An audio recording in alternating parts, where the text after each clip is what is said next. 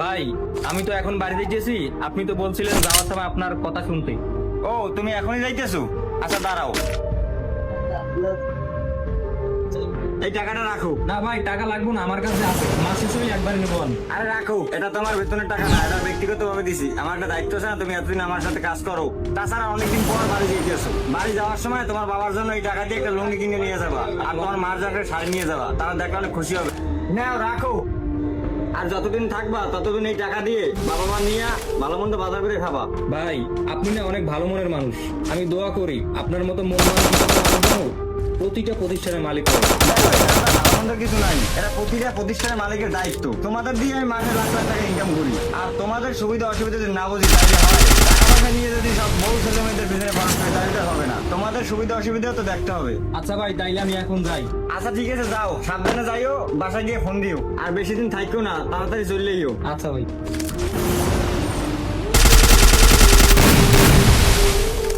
বেলাল, আমি তো সেই বাড়ি থেকে যে রাখতে আসছি, এখন তো আর বাড়ি যাইনি। আর অনেকদিন তো হয়ে গেছে, তাই চিন্তা করতেছি যে তাই একটু বাবা মার সাথে দেখা করে যাই।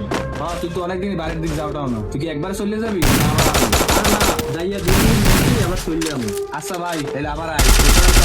First blood. তুই যখন প্রথম গ্রাম দিয়ে আসছো, বাসে তুই অনেক বোকা। তোর সরল সরল ভাই অনেক ঠগাইছি, তোর সাথে অনেক খারাপ ব্যবহার করছি, গালাগালি করছি। এইসব কিছু মনে রাখিস না, কারণ একসাথে কাজবাজ করলে এইসব হয়। আর উপর থেকে কখনো মানুষ চেনা যায় না। তোর দেখে অনেক কিছু শিখতে পারছি আমি। চাই তুই আবার তাড়াতাড়ি আমাদের মাঝে ফিরে আয়। তোর দেখে আরো কিছু শিখতে পারি আমি। আমার আরো কিছু শেখার বাকি আছে তোর কাছ দিয়ে। তুই আসার আগে বেতন পাইলে সব টাকা উড়াই দিতাম। জামাকাপড় কিনতাম, জুতা কিনতাম, সপ্তাহে সব উড়াই দিতাম। বাসায় ঠিক মতো টাকা দিতে পারতাম না। তুই 4 দোকানদার 5,000 টাকা বিল হইতো মাস। আর তুই আসার পর থেকে আমি অনেক চেঞ্জ। 5,000 টাকা তো দূরের কথা, বিল হয় না। আমি অনেক টাকা পয়সা First blood. আমরা ভাবি তারা অনেক বোকা, কিন্তু না, তারা বোকা না। আসলে তাদের মনের ভিতরে কোনো পেঁয়াজ দোষ নাই, তাদের মনে কোনো হিংসা নাই, সহজ সরল আর অনেক ভালো মনের মানুষ। তা আমি তোরা দেখেই শিখতে পারছি। শিক্ষিত মানুষ অশিক্ষিত মানুষের লাগে চললে সেও একদিন অশিক্ষিত হয়ে যায়, আর অশিক্ষিত মানুষ শিক্ষিত মানুষের সাথে চললে সেও একদিন শিক্ষিত হয়ে যায়। যেমন তুই একজন, আমি অনেক কিছু শিখছি তোর কাছ দিয়ে। আজ ভাই আবার, আরে আমি চিন্তা করিস নি। কিন্তু তুই আসলি এই সেটা পরে, এখন বাড়িও যাস আবার এই সেটা পরে। তুই তো অনেক টাকা বেতন পাস, তুই তো চাইলে একটা শার্ট পরে যাইতে পার নতুন। তো তোর কাছে টাকা না থাকলে আমার বল, আমি কিনে দিই। এত কিপটেমিক্যাল হইবে? ভাই সত্যি বলতে কি না, আগে তো মনে করো বাপের টাকায় চলছি না। যখন যেটা চাইছি তখন সেটা দিতে না পারলেও গ্যাঞ্জাম করে আনছি। কিন্তু এখন ভাই নিজে ইনকাম করি তো নিজে বুঝি যে বাপের কত কষ্ট হয়েছে। তাই এখন নিজেরও কিনতে কষ্ট হয়, তো টাকা দেওয়া লাগবো না।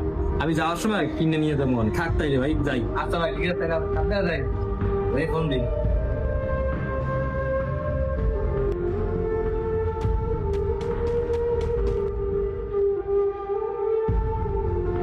প্রতিদিন আমার তোমার মতন বেকার পোলা বয় বয় খাওয়াইতে ইচ্ছে করে না। প্রতিদিন আলু ভালো লাগে না, নিজে ইনকাম করে খাইতে না, মাছ মাংস একটা তো পাও না, সেটা কত? আপনি বাপুই আজকে আমার স্বামী দিয়ে খাবার করে টানিয়ে নিয়ে গেলেন না। ঠিক আছে, মাছ মাংস ইনকাম করি, ঠিকই খামু, থাকমু না আর এই ঘরে। ও ঠিক আছে, যাও, একদিন বাপের হোটেলে খাইতে তো, বাইরে বাইরে যাও, বাপের হোটেল ছাড়া First blood. বাপের মূল্য কত?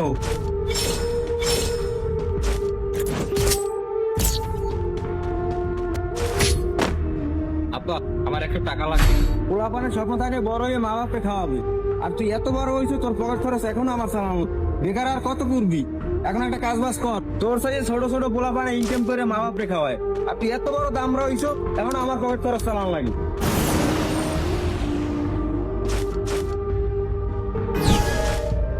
ভাই, আমি তো অনেক দূর থেকে আসছি, আস্তে আস্তে পকেটের টাকা সব খরচ হয়ে গেছে। এখন আমি অনেক ক্ষুধার্ত, যদি একটা রুটি দিতেন তাহলে খাইতাম। টাকা ছাড়া কোনো খাওয়া হবে না, টাকা ছাড়া এই দুনিয়ায় কোনো দাম আছে? যাও এখান থেকে, যাও। না দেই, বাইরে কদিন থাকতে পারো, পেটে কদিন খাওয়ায়। ইনকাম তো করো না, তার জন্যই তো ডাইলি আলু ভর্তা ভালো লাগে না। বাইরে যদি থাকতে দেখ, তাও কপালে চলবে না।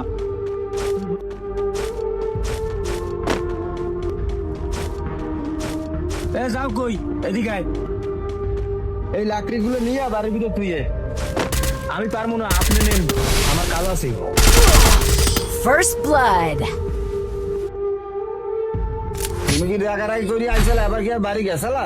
না কাকা, বাড়ি যাই নাই, আর চিন্তা করছি যাবো না বাড়ি, কারণ রাগ করি তো।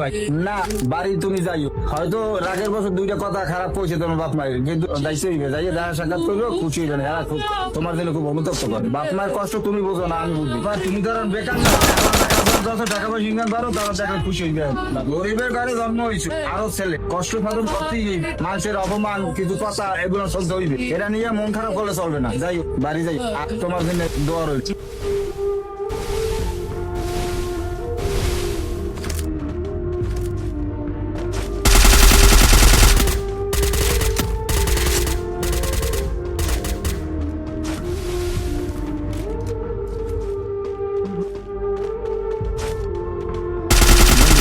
সকালবেলা না আমার বাসায় অনেক গ্যাঞ্জাম হয়েছে, আমি রাগ করে বাসায় দিয়ে চলে গেছি আর যাবো না।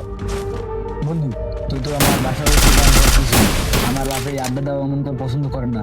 তারপরে বন্ধু তুই রাগ করিস না, তুই একটা কাজ কর, তোর নানা বাড়ি চলে যা। না বন্ধু, নানা বাড়ি যাবো না। নানা বাড়ি গিয়ে কি করবো? যতদিন নানা নানি বাচ্চা থাকে ততদিন তো নানা বাড়ি খায়। নানা নানিও নাই আর নানা বাড়িও নাই, আছে মামুরা, কিন্তু যাই লাভ কি, কারণ মামুরাই চলে মামুর কথায়। আসলে বন্ধু আমি তোর কাছে থাকতেই নেই, আমি তোর কাছে বলতে আইছি আমি তো অনেক দূর চলে যাবো ঢাকা যাবো। First blood. টাকা তাহলে কোথায় যাবি? তোর ছোট কাকার বাসায়? না বন্ধু, আমার ছোট ভাই সে তো আর একজন একটু টাকা পয়সার মালিক বললে আমাদের সাথে যে কেমন করে সেটা তো তুই জানো না আমি জানি। আবার যেমন সেইখানে 1 প্লেট ভাত খাওয়াইয়া 3 প্লেট অপমান করবে, সেইখানে যাই আমার লাভ আছে বল? আমি চিন্তা করছি অন্য জায়গায় যাবো। তোর কাছে তো বন্ধু আমি 500 টাকা পাই, কিন্তু ওই টাকা আমি চাইতে আসি না। তুই আমার ওই 500 টাকা দে, আমি আবার ওইখানে যাই কাজ বাজ করে তোর পাঠাই দিব। ও বন্ধু তুই তো আমার কাছে 500 টাকা পাও, কিন্তু আমার কাছে এই মুহূর্তে টাকা নাই। আমার কাছে 300 টাকার মতন আছে, তুই এইটাই রাখ। আচ্ছা ঠিক আছে বন্ধু, তাহলে থাক।